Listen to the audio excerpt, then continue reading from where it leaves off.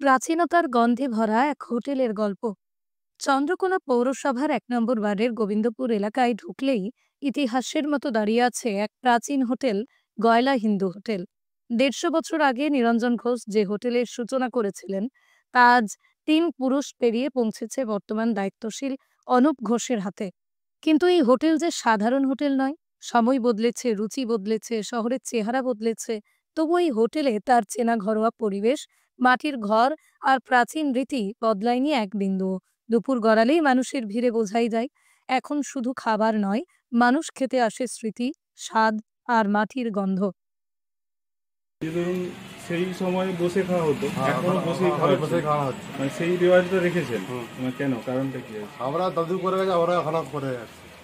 আচ্ছা। দাদুর আমরা চেঞ্জ করি না। আর চেয়ার টেবিল আমরা করতে যাই, বসেই খাওয়া। আর রান্না বান্না কিরকম করেন? রান্না বান্না ভালো করে, ভালো বলতে মানে মুখে কিরকম? মুখে লাগে। আর কি কি থাকে এমনি সাধারণ যেরকম ঘরোয়া রান্না না special? ঘরে রান্না।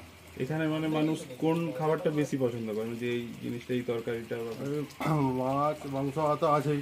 আচ্ছা। আর সবজি যেটা শুক্তো হয়, ভাজাভুজি থাকে, কাগজি লেবু এরকম সব সবজি থাকে আর কি। আচ্ছা। আজও এই হোটেলে খাবার বানান এক মহিলা, একদম ঘরোয়া পদ্ধতিতে, ঘরোয়া উপকরণে। মাটির ঘরে ধোঁয়া ওঠা হাঁড়ি থেকেই যখন তরকারির গন্ধ বাইরে ছড়িয়ে পড়ে, তখন মনে হয় যেন কারোর বাড়ি রান্নাঘরে ঢুকে পড়েছি।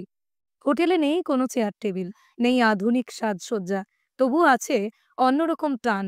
মাটির মেঝেতে বিছানো আসনে বসে খাওয়া, এই ঐতিহ্য আজও অটুট, এবং সেই আসনও এখনকার দিনের আসন নয়, পুরোনো দিনের আসন। আধুনিকতার ছোঁয়া বলতে শুধু অনলাইন পেমেন্ট। দুপুর হোক বা রাতে, এখানে খেতে এলে আপনার সামনে সাজানো থাকবে জল, লেবু, পেঁয়াজ, লঙ্কা। তারপরই পরিবেশন হবে পাতে ভাত, ডাল, সঙ্গে ঘরোয়া রান্না। স্বাদ যেন নিজের বাড়ির রান্না, সরল, তৃপ্তিকর, হৃদয় ছোঁয়া। চারপাশের পরিবেশও মুগ্ধ করে। মাটির গন্ধ, কোলাহলের বাইরে শান্ত এক আবহ, যেন পুরোনো দিনের কোনো স্মৃতি ফিরে আসে। এই হোটেলের আসল শক্তি তার সরলতা আর মানুষের ভালোবাসা। ৩ পুরুষ ধরে এই একই রীতি, একই স্বাদের ধারাবাহিকতা চালিয়ে এসেছে ঘোষ পরিবার। আজও দুপুর হলেই দেখা যায় লাইন ধরছে মানুষ। কেউ আসে নস্টালজিয়ার টানে, কেউ আসে মাটির ঘরের আদর পেতে, কেউ আসে সেই ঘরোয়া স্বাদের জন্য। চেয়ারে নয়, দোকানে নয়, মাটির মেঝেতে আসনে বসে খাবারের এই রেওয়াজ আজও হাজার হাজার মানুষের প্রিয়। সময় যতই আধুনিক হোক, এই হোটেলের স্বাদ, পরিবেশ আর আচারের সরলতা মানুষকে আজও টেনে আনে। গোবিন্দপুরের এই প্রাচীন গয়লা হিন্দু হোটেল শুধু একটা হোটেল নয়, এ এক চলমান ইতিহাস, এক টুকরো নস্টালজিয়া, মাটির গন্ধে ভেজা মানুষের গল্প। পশ্চিম মেদিনীপুরের চন্দ্রকোনা থেকে মিজানুর রহমানের রিপোর্ট, লোকাল 18 বাংলা।